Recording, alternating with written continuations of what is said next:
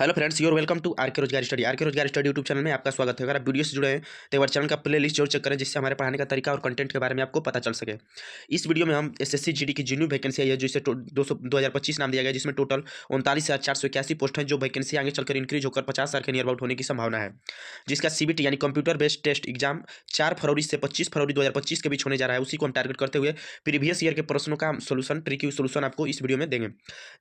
देखिए इस सीरीज में तो देखिए ये सेट नंबर 9 है। इससे पहले हम 8 सीरीज मैथ का अपलोड कर चुके हैं। इसके बाद हम जीके का भी और रीजनिंग का भी और हिंदी का भी वीडियो अपलोड कर चुके हैं। तो आप जाकर चैनल के प्लेलिस्ट में जरूर देख सकते हैं। और join Telegram fire free PDF, इस क्लास की पीडीएफ पाने के लिए टेलीग्राम ग्रुप से जुड़े, जिसका लिंक वीडियो के डिस्क्रिप्शन बॉक्स में, वहाँ पे आप इन प्रश्नों की प्रैक्टिस के लिए पीडीएफ से प्रैक्टिस कर सकते हैं और सोल्यूशन के लिए बाद में वीडियो देख सकते हैं। इस वीडियो में हम 22 फरवरी 2024 को फर्स्ट शिफ्ट में पूछे गए सभी 20 प्रश्न, 20 ऑफिशियल प्रश्नों का ट्रिकी सोल्यूशन के साथ आपको हम इसमें सोल्यूशन देंगे। तो ये सेट नंबर 9 है। और देखिए ऐसे ही हम यूट्यूब पे कुछ भी नहीं बता रहे हैं। एसएससी जीडी 2024 का एग्जाम हम भी क्वालिफाई कर चुके हैं, लेकिन हम हाइट में बाहर हो गए। 168.5 ही हाइट मापा गया। तो देखिए इस वीडियो में जाइएगा तो हम सब कुछ बताएंगे, 1 महीना पहले कि इस सेंटर पर क्या क्या हुआ। तो ये सब सेंटर अनपरा उत्तर प्रदेश में हमारा सेंटर था। और ये देखिए सब कुछ बताएंगे, हाइट चेस्ट कैसे मापा गया। जैसे कि अगर उत्तर प्रदेश का आपका यूपी पुलिस कांस्टेबल का अगर होना है हाइट चेस्ट मेजरमेंट, तो सब कुछ इसमें बताएं किस प्रकार हो रहा है क्या कुछ। तो आइए हम टाइम वेस्ट न करते हुए क्लास स्टार्ट करते हैं। अब देखिए क्वेश्चन नंबर पहला है, एक निश्चित धनराशि। देखिए वेरी वेरी इंपॉर्टेंट प्रश्न। देखिए हम अपने से प्रश्न कोई अगर आपके पास समय का अभाव है तो आप मिनिमम 10 प्रश्नों को जरूर देखें, क्योंकि जो स्टार्टिंग के 10 प्रश्न होते हैं वो इंपॉर्टेंट प्रश्न होते हैं। 20 प्रश्नों में से जो भी प्रश्न बहुत ज़्यादा इंपॉर्टेंट होते हैं उसको हम पहले रखते हैं। तो एक निश्चित धनराशि पर 6 वर्ष वार्षिक दर से 2 वर्षों में साधारण ब्याज 960 रुपया है। समान अवधि के लिए समान ब्याज दर पर समान धनराशि पर चक्रवृद्धि ब्याज कितना होगा। तो कह रहा है कि 6 वर्षों के लिए 200 रुपया है। तो मान लीजिए कि हम धनराशि कितनी है, मान लीजिए 100 रुपया है। तो कितने, तो 6% की दर से कितने वर्षों के लिए, 2 वर्षों के लिए। साधारण ब्याज कितना है, तो साधारण ब्याज कह रहा है 960 रुपया। साधारण ब्याज कह रहा है 960 रुपया। तो साधारण ब्याज बराबर, अगर हम शुरू से सीरीज देखे होंगे 8 सीरीज, तो उसमें हम बताएं कि हमें साधारण ब्याज बराबर होता है दर गुणे समय। तो दर गुणे समय करेंगे यानी 6 दूना के 12, तो 12% साधारण ब्याज आ गया। ये साधारण ब्याज दे रहा है 960 रुपया। तो 12% का मूल्य, 12% का मान हो जाएगा 960। तो 100% का मान कितना आ जाएगा, तो 100% का 12/96 यानी कि 8,000 रुपया। तो देखिए 8,000 रुपया ये क्या आ गया, तो ये आ गया मूलधन, क्योंकि मूलधन माने हुए थे 8,000। तो मूलधन हमारा निकल के आ गया 8,000। अब देखिए 8,000 मूलधन निकल के आ गया, तो हम लिख लेंगे 8,000 मूलधन। इसके बाद 6% वार्षिक दर से 2 वर्ष का। अब हम निकालेंगे क्या है, उस चक्रवृद्धि ब्याज, क्योंकि कहा है ना कि सीआई। तो चक्रवृद्धि कहा है कि समान धनराशि पर चक्रवृद्धि ब्याज कितना होता है। चक्रवृद्धि ब्याज क्या होता है, तो 2 वर्ष का चक्रवृद्धि ब्याज का फार्मूला होता है RT into R square. RT into R square. और देखिए इसमें 2 डिजिट रखना होता है। आर स्क्वायर करेंगे तो 6 छका 36, तो 6 छका 36 करेंगे यानी कि हो जाएगा 0.36। 6 छका 36 और RT करेंगे यानी कि 12 दूना के 24, तो हो जाएगा, सॉरी 6 दूना के 12, तो ये हो जाएगा 12.36। तो 12.36 हो जाएगा। तो 12.36 का मान निकाल देंगे। तो मूलधन कितना है, तो मूलधन है 8,000। तो देखिए 8,000 का 12.36 यानी कि 1236 कर देंगे, और बटा में 100 और 2 अंक पे दशमलव है तो 2 जीरो। इसके बाद 3 जीरो से 3 जीरो कट गया, ये बच गया 8 और ये बच गया 10। इसका कैलकुलेशन करेंगे तो हमारा आ जाएगा 9,100 988.8 रुपये, 988.8 रुपये। तो इसी प्रकार आप इन प्रश्नों के, यही प्रश्न थोड़ा सा टाइम टेकिंग होते हैं। बाकी 10 प्रश्नों के बाद आप प्रश्नों को 20 से 30 सेकंडों में सॉल्व करिएगा। देखिए W और X मिलकर एक काम को 40 दिनों में पूरा कर सकते हैं। देखिए अगर आप एसएससी जीडी का एग्जाम देने वाले हैं तो आपको ये सीरीज बहुत ही हेल्पफुल होगी, और आप लोग वीडियो को जरूर सपोर्ट करिएगा। X और Y मिलकर उसी काम को 60 दिनों में पूरा कर सकते हैं। देखिए इसी विधि से हम भी एग्जाम क्वालिफाई किए थे, तो ये 60 दिनों में पूरा कर सकते हैं। अब एक और है, यदि W X और Y सभी मिलकर काम करें तो वह काम 30 दिनों में पूरा होता है। तो W X और Y अगर तीनों मिलकर काम करते हैं तो काम 30 दिनों में पूरा होता है। तो देखिए आपको बताएं कि एफिशिएंसी निकालते हैं। एफिशिएंसी क्या होता है, तो एक दिन का कार्य होता है। तो ये टोटल का हम निकालेंगे एलसीएम, टोटल का निकालेंगे एलसीएम। तो एलसीएम जो होता है वो कुल कार्य होता है। तो 40, 60 और 30 का एलसीएम कितना हो जाएगा, तो इसका एलसीएम हो जाएगा 120। 120 हो जाएगा। अब देखिए 40 से 120 में भाग करेंगे तो कितना आ जाएगा 3। 60 से भाग करेंगे तो 6 दूना के 12 और 3 चौके 12, यानी कि W और X एक दिन में 3 काम करते हैं, X और Y एक दिन में 4 काम करते हैं, 2 काम करते हैं, और W X और Y मिलकर एक दिन में 4 काम करते हैं। अब देखिए अब यहाँ से हमको निकालना है, क्या पूछा है कि W और X मिलकर उसी काम को कितना दिनों में पूरा करते हैं। तो देखिए W और X का, W और Y मिलकर, सॉरी W और Y, तो देखिए W इसमें है और Y इसमें है, तो दोनों अलग अलग हैं। तो इसमें से हम निकालेंगे तो देखिए W X और Y का कितना दिया है, तो 4। तो देखिए W plus X plus Y, इनका काम कितना है। इनके काम में से अगर इनके काम में से अगर हम X और Y घटा देंगे, अगर X और Y को घटा देंगे, X प्लस Y को, देखिए इस काम में से अगर X प्लस Y का काम घटा देंगे तो किसका काम निकलेगा, तो W का काम निकल जाएगा ना, क्योंकि X और Y आपस में कट जाएंगे तो W का काम निकल जाएगा। तो ये X प्लस और Y इनका काम कितना है 4, और X प्लस Y का कितना काम है 2। तो 4 - 2 बराबर कितना हो जाएगा 2। ये किसका काम हो गया, तो W का। किसका पूछा है, W और Y का। तो W का हमारा निकल गया। तो W एक दिन में कितना काम करता है, तो W 2 काम। अब निकालना है Y का, तो देखिए W X और Y का काम एक दिन में 4 काम करते हैं, और इसमें से W और X घटा देंगे तो W और X कट जाएंगे तो बचेगा Y का काम। तो 4 में से 3 जाएगा तो कितना बचेगा 1। तो 1 किसका हो जाएगा, तो 1 हो जाएगा Y का काम। अब कह रहा है W और Y मिलकर उसी काम को कितने दिनों में करेंगे, तो काम कितना करना है 120, और W और Y मिलकर, तो W एक दिन में 2 काम करता है और Y एक दिन में 1 काम करता है, दोनों मिलकर 3 काम करेंगे एक दिन में। तो ये कितने दिनों में करेंगे, तो 3 चौके 12, 40 दिन। इसका सही आंसर क्या हो जाएगा, इसका सही आंसर हो जाएगा 40 दिन। अब देखिए नेक्स्ट प्रश्न, प्रश्न नंबर 3, 0.41 1 पे सिर्फ बार है, को भिन्न में बदले, को भिन्न में बदलना है, इसको भिन्न में बदलना है। तो देखिए इसके लिए हम आपको मेथड शुरू से अगर आप जुड़े होंगे तो बताएंगे कि पूरा डिजिट को लिख देंगे 41, इसके बाद जिस पे बार नहीं उसको माइनस कर देंगे, और इसके बाद जितने डिजिट पे बार है उतना जीरो, और जितने पे नहीं है उतना दशमलव के बाद रहता है तो जीरो और 9, तो ये हो जाएगा तो 41 - 4 और बटा में 90 बराबर कितना हो जाता है, ये हो जाएगा 37 बटा में 90। तो इसका सही आंसर हो जाएगा 37 बटा में 90 इज द राइट आंसर। देखिए इसी प्रकार अगर आप हमारे सीरीज से जुड़े रहेंगे तो आप सेकंडों में प्रश्नों को सॉल्व करेंगे, लेंदी से लेंदी प्रश्नों को, और 20 प्रश्नों का सोल्यूशन देते हैं, और वो भी ऑफिशियल प्रश्न, ऐसा नहीं है कि कुछ भी अपने मन से इंक्लूड करते हैं।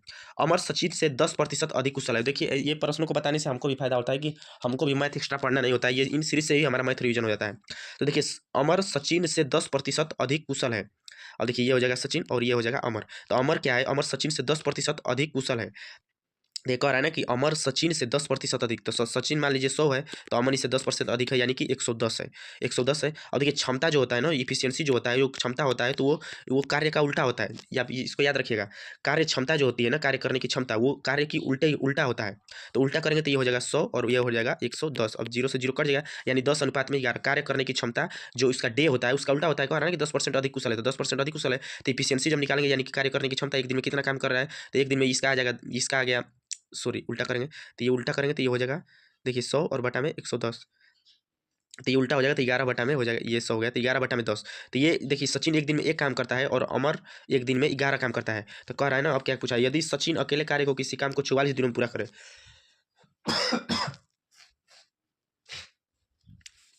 देखिए कह रहा है कि यदि सचिन अकेले किसी काम को 44 दिनों में पूरा करे तो सचिन एक दिन में कितना काम करता है, तो सचिन एक दिन में 11 काम कर रहा है, लेकिन कह रहा है कि 44 दिनों में पूरा करे, तो 11 का रेशियो का मान हो जाएगा 44, और एक रेशियो का मान कितना हो जाएगा, 11 चौक 44 4। तो कह रहा है कि तो अमर कितने दिनों में कार्य पूरा करेगा, तो अमर का रेशियो कितना है 10, तो 10 चौके 40, 10 एक रेशियो का मान आ गया 4, तो 10 रेशियो का मान कितना हो जाएगा, तो 10 रेशियो का मान हो जाएगा, इसको गुणा कर देंगे तो 40, इसका सही आंसर कितना हो जाएगा, तो सही आंसर हो जाएगा 40 दिन।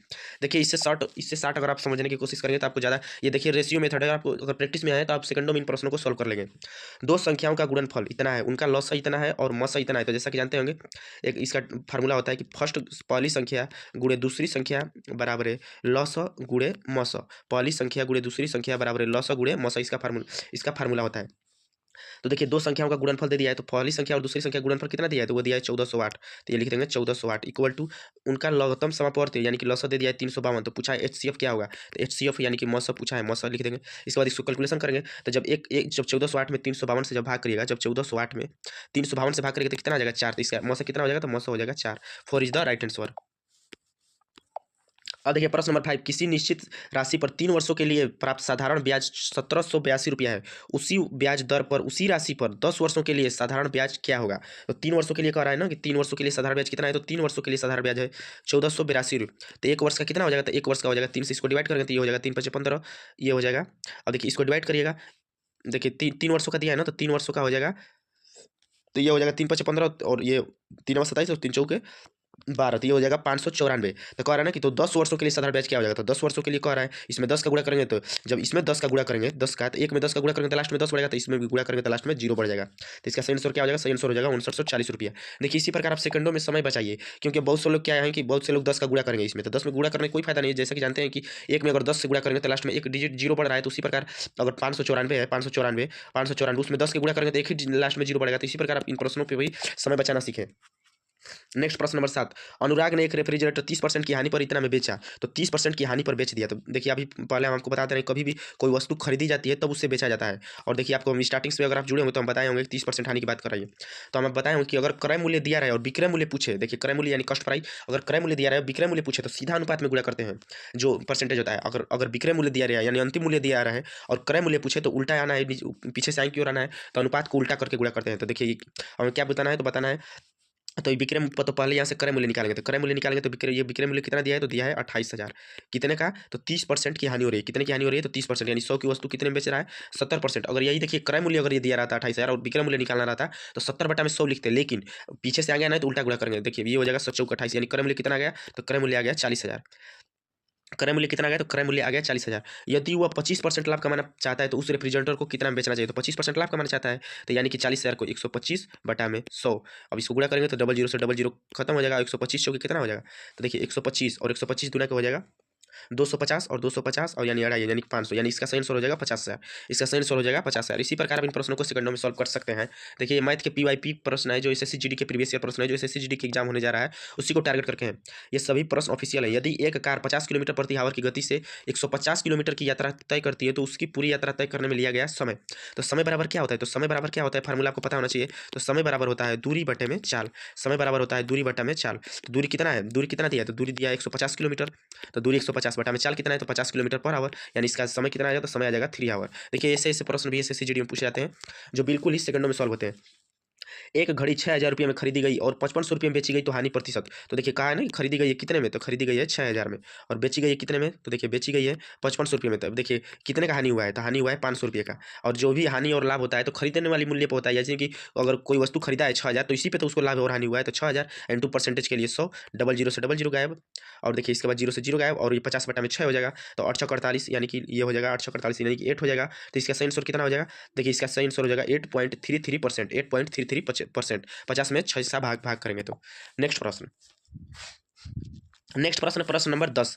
एक कक्षा में 30 छात्रों की औसत आयु 20 वर्ष है। एक कक्षा में 30 छात्रों की औसत आयु कितना है? तो 20 वर्ष है। यदि प्रत्येक छात्र की आयु में 5% की वृद्धि की जाए तो देखिए मूल औसत कितना है? अगर मूल औसत की बात करेंगे तो मूल औसत अगर हमारा बात करेंगे तो मूल औसत हमारा कितना दिया है? तो मूल औसत दिया है, मूल औसत 20 वर्ष है। मूल औसत 20 वर्ष। अब एक और है कि छात्र कितने हैं? छात्रों की संख्या देख लेंगे तो छात्र कितने हैं? तो छात्र हैं 30। यदि प्रत्येक छात्र में 5% की 5 वर्ष की वृद्धि की जाए तो प्रत्येक छात्र में अगर 5 वर्ष की वृद्धि करेंगे तो औसत आयु में कितने प्रतिशत की वृद्धि हो जाएगी? तो औसत आयु में कितने की देख रहे हैं कि औसत आयु वही है ना कि जो तो औसत आयु सभी में 5% की वृद्धि कर रहा है। तो औसत आयु नई औसत कितना आ जाएगी? तो नई औसत 20 पहले की है और 5 की वृद्धि कर रहा है तो 5 यानी कि 25 हो जाएगी। यानी नई औसत कितना हो जाएगी? तो नई औसत हो जाएगी 20/25। 20/25 हो जाएगी नई औसत। देखिए नई औसत हो जाएगी 20/25। देखिए यहाँ से योग के बारे में नहीं पूछा है। देखिए कहा ना कि 30 छात्रों की औसत है 20, तो 23 छात्रों की औसत 20 है और छात्र की संख्या है 30। तो कह रहा है यदि प्रत्येक संख्या में 5 की वृद्धि की जाए, तो अगर प्रत्येक संख्या में 5 की वृद्धि की जाए तो योग अगर निकालेंगे तो 30 में 5 का गुणा होता है तो 150 की वृद्धि हो जाती है योग में। लेकिन औसत में तो वही एवरेज होता है ना कि जो सभी में वृद्धि होता है। तो 5 यानी नई औसत हो जाएगी 25। तो कह रहा है कि तो औसत आयु में कितने की वृद्धि हुई है? तो औसत आयु में कितने की वृद्धि हुई है बताना है कि औसत आयु में कितने की वृद्धि हुई है। तो पहले औसत कितनी थी? तो मूल औसत थी 20 वर्ष और नई औसत आ गई है 25। तो कितने की वृद्धि हो गई है? तो 20 से 25 हो गई है, यानी कि 5 की वृद्धि हो गई है। यानी कि 5 की वृद्धि हो गई तो 5 इसका सही आंसर हो जाएगा। और देखिए नेक्स्ट पेज है। देखिए वीडियो के बीच में हम एक मोटिवेशनल क्विज रखते हैं जिससे आप मोटिवेट रहें और आपको थोड़ा सा एनर्जी आपके बूस्ट हो। तो जिंदगी में कब क्या हो जाए कोई नहीं कह सकता, इसलिए कभी भी बेपरवाह मत बैठो मेरे दोस्तों। हर पल के लिए तैयार रहो, चुनौती कभी भी आ सकती है और अवसर भी यानी अपॉर्चुनिटी भी कभी भी मिल सकता है। और जब तुम्हें लगे कि मेरे साथ कोई नहीं है, जैसे कि पुलिस कांस्टेबल का एग्जाम आया, बहुत से स्टूडेंट उसमें क्वालीफाई नहीं हो पाए, तो जब आप एसएससी जीडी का फाइनल रिजल्ट भी आया तो कुछ स्टूडेंट उसमें भी बाहर हो गए, तो जब आपको लगे कि आपके साथ कोई नहीं है तो अब समझ लेना जिंदगी में एक और मौका दिया है। सिर्फ आप मौका तलाशिए और क्यों डरे कि जिंदगी में क्या होगा, कुछ नहीं होगा तो तजुर्बा होगा। हारने के डर से खेलेंगे नहीं तो जीतेंगे कैसे? और मेहनत इतनी खामोशी से करो मेरे दोस्तों की सफलता शोर मचा दे। अब देखिए रतन टाटा जी का ये फेवरेट मोटिवेशन क्विज है। जो जानते हैं कि अब ये इस दुनिया में नहीं रहे तो हमेशा खुद को स्पेशल समझकर जीना शुरू कर दो मेरे दोस्तों, क्योंकि भगवान ने किसी को भी इस धरती पर फालतू समझकर नहीं बनाया है। तो अपने आप को स्पेशल समझिए। अगर आपका एसएससी जीडी के फाइनल में रिजल्ट में नहीं हुआ या पीटी में हमारा जैसे कि नहीं हुआ, डीबीपीएसटी में हम हाइट में बाहर हो गए जैसे, अगर तो आपको खुद को स्पेशल समझिए क्योंकि भगवान ने किसी को भी इस धरती पर फालतू समझकर नहीं बनाया है। और देखिए एसएससी जीडी 2025 की जैसा कि जानते हैं टोटल वैकेंसी है 39,481। उसी पर जिसका सीबीटी यानी कंप्यूटर बेस्ड टेस्ट एग्जाम 4 फरवरी से 25 फरवरी के बीच होने जा रहा है। तो उसी भर्ती को हम टारगेट करते हुए प्रीवियस ईयर प्रश्नों का टेस्ट शिफ्ट वाइज सोल्यूशन हम दे रहे हैं। सभी 20 प्रश्नों का ऑफिशियल प्रश्नों का मैथ और रीजनिंग का और हिंदी का और जीके का। तो आप जाकर प्ले लिस्ट जरूर चेक करें। आपसे रिक्वेस्ट अगर वीडियो चुने तो, और वीडियो को लाइक पसंद आए, सोल्यूशन आपको पसंद आए तो कमेंट बॉक्स में कमेंट जरूर करें और वीडियो को ज़्यादा लाइक शेयर जरूर करें, क्योंकि आपके लाइक से ही हमारा मनोबल बढ़ेगा। अगर आप लोग लाइक नहीं करेंगे तो हमको मजबूरन ये सीरीज बंद करना पड़ेगा, क्योंकि एक मैथ की इस सीरीज को बनाने में हमको कम से कम 2 से 3 घंटा लगता है। देखिए अभी आधा घंटा क्वेश्चन को सेट करिए, इसके बाद उसका सोल्यूशन करिए, इसके बाद उसको उसका थंबनेल बनाइए, इसके बाद उसको सॉल्व कराइए, फिर उसको अपलोड करिए। सब कुछ करना होता है, 2 से 3 घंटे का समय बर्बाद होता है और हम भी एक स्टूडेंट हैं। तो अगर आप चाहते हो सीरीज को जारी रखना तो आपको वीडियो को ज़्यादा लाइक और शेयर करना होगा। नेक्स्ट प्रश्न देखिए, एम एन पी का रेशियो इतना है, पी और क्यू का रेशियो इतना है, तो एम और क्यू का रेशियो बताना है। तो देखिए यहाँ पे क्या लिखेंगे, तो लिख देंगे एम एन पी का रेशियो कितना है, तो 3:7:5। अब देखिए पी और क्यू का रेशियो दिया है, पी और क्यू का रेशियो दिया है 1:2। देखिए ऐसे प्रश्नों में जो बगल में खाली होता है उसी को लिख देते हैं। तो यहाँ पे 5 और इसके बगल में खाली है तो 1 1 इसको लिख देंगे। अब देखिए अगर पूछता कि अब देख लेंगे एम का रेशियो निकालेंगे तो इसको मल्टीप्लाई कर देंगे सभी को 3, ये हो जाएगा 7, ये हो जाएगा 5 और ये हो जाएगा 5 दूना के 10।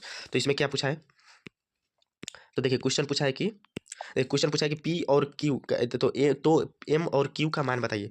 तो एम का मान हो जाएगा 3 और क्यू का मान कितना हो जाएगा, क्यू का मान हो जाएगा 10, यानी कि इसका प्रश्न का सही आंसर हो जाएगा 3:10। देखिए अगर प्रश्न पूछता है कि एन और पी का रेशियो बताइए तो एन का हो गया 7 और पी का हो जाएगा 5। अगर पूछता है कि पी और एम का बताइए तो पी का हो जाता 5 और एम का हो जाता 7। तो इसी प्रकार 3 इसी प्रकार आप बता सकते हैं। और देखिए यहाँ पे आपको हम ट्रिक एक छोटा सा ट्रिक बता दे रहे हैं, जिस जिस प्रकार आप ट्रिक को ध्यान रखेंगे तो इस प्रश्नों को आगे, क्योंकि ये तो छोटा डिजिट है तो आप जल्दी में गुणा कर लीजिए। अगर बड़ा डिजिट होगा तो कैलकुलेशन करने में ज़्यादा टाइम लगेगा, इसीलिए आप ट्रिक याद रखें। जब भी ट्रिक देखिए, जब भी फर्स्ट टू लास्ट पूछे, जब भी फर्स्ट टू लास्ट के लिए पूछे, यानी कि पहले किसका दिया है एम का और अंतिम में क्या दिया है क्यू, और पूछा भी है एम का और क्यू का, यानी कि जब जब ratio first to last ratio पूछे तो ऐसे प्रश्नों में आप सभी को गुणा कर दीजिए, यानी कि 3/7 इंटू एन और पी का रेशियो कितना है 7/5 इंटू क्यू का रेशियो कितना है पी क्यू का 1/2। इसका मल्टीप्लाई कर दीजिए, 7 से 7 कट जाएगा और ये कितना आ जाएगा, तो ये आ जाएगा 3 रेशियो, यानी कि देखिए इसको गुणा करेंगे तो हो जाएगा ऊपर 10 3 और नीचे 5 दूना के 10। इसका भी आ जाएगा 3:10। तो अगर बड़ा डिजिट रहे तो इस प्रकार आप फर्स्ट टू लास्ट के लिए कंपेयर कर दीजिएगा। नेक्स्ट प्रश्न देखिए, हम आपको जितना बेस्ट हो सकता है उतना बेस्ट सोल्यूशन देते हैं। यदि किसी वस्तु का अंकित मूल्य 4500 है, देखिए हम मान लीजिए हम बताते हैं तब ना ज़्यादा इतना समय लग रहा है, तभी हम आधे घंटे में आपको सोल्व दे देते हैं। यदि और विक्रय मूल्य 3900 है, विक्रय मूल्य जिसे सेलिंग प्राइस कहते हैं यानी कि एसपी, विक्रय मूल्य जिसे सेलिंग प्राइस यानी एसपी कहते हैं, और एमपी हम लिख दिए मार्केट प्राइस यानी कि अंकित मूल्य। तो कह रहा है कि छूट क्या है, देखिए यहाँ पे बताना है कि छूट क्या है। तो देखिए छूट कितना है, तो छूट कितना है, तो 4500 की वस्तु है और बेच दे दिया है कितने में, तो दे दिया 3900 में, यानी कि छूट कितने दिया है, तो छूट दिया है 600 रुपये का। तो छूट कितना आ जाएगा, तो छूट छूट हो जाएगा 600 रुपया, क्योंकि देखिए 4500 मार्केट प्राइस है, यानी उस पर प्रिंट दिया है और बेच दिया 3900 में, तो 600 रुपये का छूट दे दिया। देखिए ऐसे प्रश्नों में पूछ देता है छूट दे दिया। अगर पूछता कि प्रतिशत वृद्धि या पूछता कि लाभ हुआ या हानि हुआ कितने प्रतिशत का, पूछता कि कितने प्रतिशत का लाभ या हानि हुआ, पूछता ऐसे देखिए ऐसे प्रश्नों में पूछता है कि कितने प्रतिशत का लाभ या हानि हुआ। तो यहाँ से देखेंगे तो क्या हो रहा है, तो लाभ हो रहा है, क्योंकि 4500 की सॉरी हानि हो रहा है। देखिए 4500 की वस्तु और 3900 में बेच दिया, तो कितने का हानि हुआ, तो 600 रुपये का। कितने का खरीदा था, तो खरीदा था 4500 का। और अगर पूछता परसेंटेज के लिए, क्योंकि इसमें तो सिर्फ पूछा है छूट क्या है, तो छूट 600 रुपया है। अगर पूछता है प्रतिशत छूट कितना है, तो इसके लिए हम बता रहे हैं, तो 00 से 00 कट जाता। इसके बाद इसको 60 में हो जाता। तो देखिए इसको कटाएंगे 5 से, तो 5 9 45 सॉरी 5 9 45 हो जाएगा नीचे, और इसको करेंगे तो 12 पंचे 60, और इसके बाद 3 से करेंगे तो हो जाएगा 3 चौके 12 और 3 3 9 3, यानी कि 4/3। इसका देखिए इसका रेशियो कितना आ गया, तो 4/3। इससे जब मल्टीप्लाई करेंगे तो यानी कि 13 यानी कि 13.33% इसका सही आंसर आ जाता है, अगर प्रतिशत में पूछता तो। नेक्स्ट प्रश्न, यदि दो संख्याओं के बीच का अंतर, यदि दो संख्याओं के बीच का अंतर उनके योग का 30% है, तो बड़ी संख्या और छोटी संख्या का अनुपात क्या है। तो देखिए ऐसे प्रश्नों को आप बाई ऑप्शन करिए, क्योंकि बाई ऑप्शन आप जल्दी से प्रश्नों को कर पाएंगे। तो देखिए अगर हम मान ले रहे हैं कि x बराबर अगर मान ले रहे हैं 13 और y बराबर हम मान ले रहे हैं 7, y बराबर मान लीजिए 7, तो कह रहा है ना कि दो संख्याओं के बीच का अंतर उनके योग का 30% है। तो देखिए उनका योग करेंगे तो जब x प्लस वाई यानी कि योग करेंगे तो योग कितना आ जाएगा, तो योग आ जाएगा 20। और देखिए योग आएगा 20 और इसका अंतर करेंगे तो 13 और 7 का अंतर आ जाएगा 6। तो कह रहा है कि दो संख्याओं के बीच का अंतर उनके योग का 30% है। तो योग आया 20, तो 20 का 30% निकालेंगे पहले, तो 20 का 30% निकालेंगे तो 0 से 0 कट गया, 0 से 0 यानी कि 6। तो ये कह रहा है ना कि 30% बड़ी संख्या के सॉरी दो संख्याओं के बीच का अंतर उनके योग का 30% है। तो देखिए 30% आया 6 और ये भी 6 है, यानी कि इसका सही आंसर क्या हो जाएगा, तो 13 और 7 इसका सही आंसर बैठ जा रहा है। 13 और 7 इज द राइट आंसर, 13:7। देखिए फ्रेंड्स हम वीडियो को पोस्ट कर दिए थे, लेकिन हमको ध्यान नहीं आ रहा है कहाँ से पोस्ट किए, तो हो सकता है ये क्वेश्चन बता दिए हो। अगर नहीं भी बताए हो तो एक बार समझ लीजिए कि 9 से कौन सा ऑप्शन विभाज्य नहीं है। तो 9 से विभाज्यता का रूल होता है कि संख्याओं के अंकों का योग आपस में 9 से डिवाइड होना चाहिए। अगर इन्हीं संख्याओं का योग करेंगे तो 27 आ जाएगा, जो कि ऑप्शन में ए का डिवाइड है। और ऑप्शन 2 का देखेंगे तो ये भी इसका योग भी 27 आ रहा है, जो कि 9 से डिवाइड होता है। ऑप्शन 3 का देखेंगे तो इनका योग 18 है, जो कि 9 से डिवाइड होता है। लेकिन ऑप्शन 4 का देखेंगे तो योग आ रहा है 22, जबकि 22 9 से डिवाइड नहीं होता है, तो इसका सही आंसर हो जाएगा ऑप्शन नंबर डी। नेक्स्ट प्रश्न देखिए, हम वीडियो को पोस्ट कर दिए थे तो इसीलिए हमको ध्यान नहीं कि कहाँ से पोस्ट किए थे, क्योंकि हम थोड़ा सा कुछ काम के लिए चले गए थे। तो अब देखिए अब वीडियो आपको रेगुलर हो गया। तो देखिए एक्स का एक्स रेशियो वाई का मान दिया 11:5, यानी x बराबर हो जाएगा 11 और y बराबर हो जाएगा 5। इसको रख देंगे। और देखिए कहा है ना कि x minus Y ratio x plus Y का मान बताइए। तो देखिए x का मान इतना, तो अब देखिए इसको घटाएंगे तो ये हो जाएगा, ये 6 हो जाएगा ऊपर, और इसको जोड़ेंगे तो 11 और 5 हो जाएगा, 11 5 16। तो 6/16, 6/16 इसका सही आंसर है। 11 और 5, 11 और 5 16, 11 और 5 16, 6 हो गया। अब इसका हाँ सॉरी 2 से इसको डिवाइड करेंगे, तो ये 2 से अगर डिवाइड करते हैं तो 2 3 6 और 2 8 16।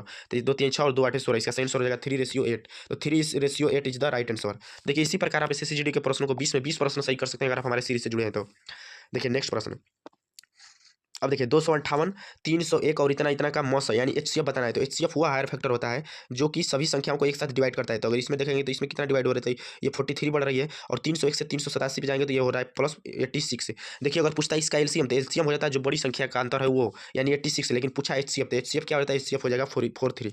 देखिए अंतर करके भी आप इन प्रश्नों को अब देखिए अगर आप इनको अगर करना चाहेंगे तो आप इसी प्रकार ऐसे भी कर सकते हैं। 301 और इसके बाद 387, इसको जब आप करिएगा तो ये 43 के अलावा किसी और संख्या से नहीं कटेगी। तो इसका HCF कितना हो जाएगा, तो HCF 43 हो जाएगा।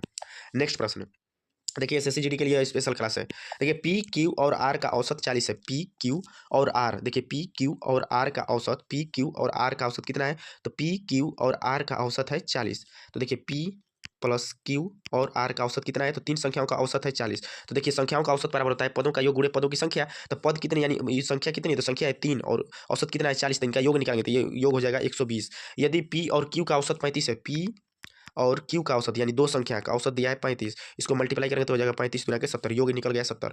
तथा क्यू और आर का औसत 45 है। क्यू और आर यानी दो संख्याओं का औसत कितना है? 45। जब इसका मल्टीप्लाई करेंगे तो 45 गुना के हो जाएगा 90। तो क्यू का मान बताना है कि क्यू का मान कितना हो जाएगा। देखिए क्यू का मान क्या है? देखिए क्यू का मान क्या है? तो देखिए क्यू का मान बताना है तो देखिए क्यू दोनों बार जुड़ा है तो क्यू को जोड़ लेंगे, तो इसको जोड़ेंगे तो ये हो जाएगा 9 7 16, यानी कि देखिए चार, ये देखिए जब क्यू को जोड़ेंगे तो 2 क्यू हो गया, तो इसका कितना हो जाएगा? तो ये हो जाएगा 160। और देखिए पी क्यू आर, तो देखिए ये देखिए पी क्यू, पी और दो क्यू और आर में से जब पी क्यू आर घटाएंगे तो कौन बचेगा? सिर्फ क्यू बचेगा, क्योंकि देखिए इसमें अगर जोड़िएगा तो देखिए ये हो गया, इसको जोड़ रहे हैं तो ये हो जाएगा P plus Q plus R, और इसमें से घटाना है तो पी क्यू और आर, तो पी क्यू आर कट जाएंगे तो पी क्यू और आर, तो एक क्यू बच रहा है तो पूछ रहा है कि क्यू का मान, तो क्यू का मान यानी 160 माइनस 120, तो 160 माइनस 120 करेंगे तो 40 is the right answer. 40 is the right answer, इसका 40 इसका राइट आंसर हो जाएगा। नेक्स्ट प्रश्न, प्रश्न नंबर 18। और देखिए एक प्रश्न सिर्फ जो है सभी प्रश्न अंक गणित रख के रहते हैं, लेकिन एक ही प्रश्न जो होता है थोड़ा सा मेंसुरेशन का एसएससी जीडी में होता है, वो भी फार्मूला बेस्ड होता है। तो देखिए यदि एक समचतुर्भुज के विकर्ण 48 सेंटीमीटर और 64 सेंटीमीटर है तो समचतुर्भुज का परिमाप क्या है?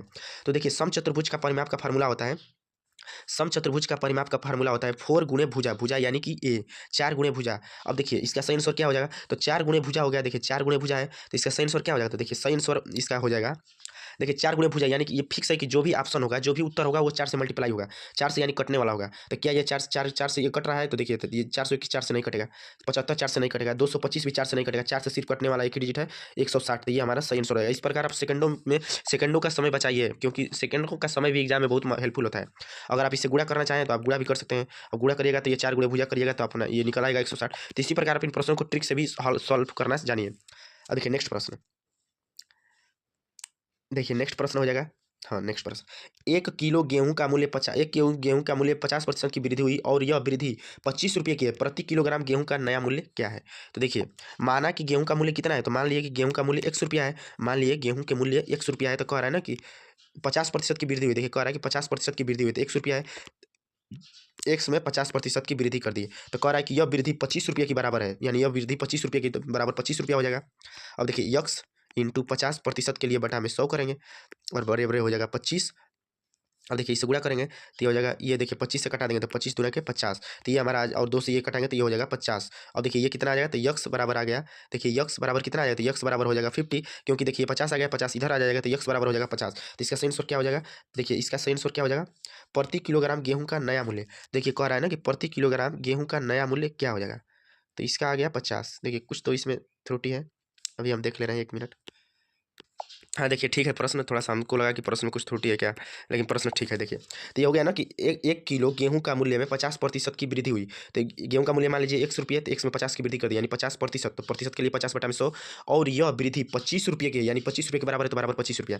तब देखिए इसको गुणा करेंगे तो 50 दूनी के 100 हो गया, यानी 1 बटा में 2, तो यक्स बराबर कितना आ गया? तो ये हो जाएगा, इधर मल्टीप्लाई हो जाएगा, तो यक्स बराबर आ गया 50 रुपया, यक्स बराबर आ गया 50 रुपया। आपको आ रहा है ना कि प्रति किलो गेहूं का नया मूल्य क्या है?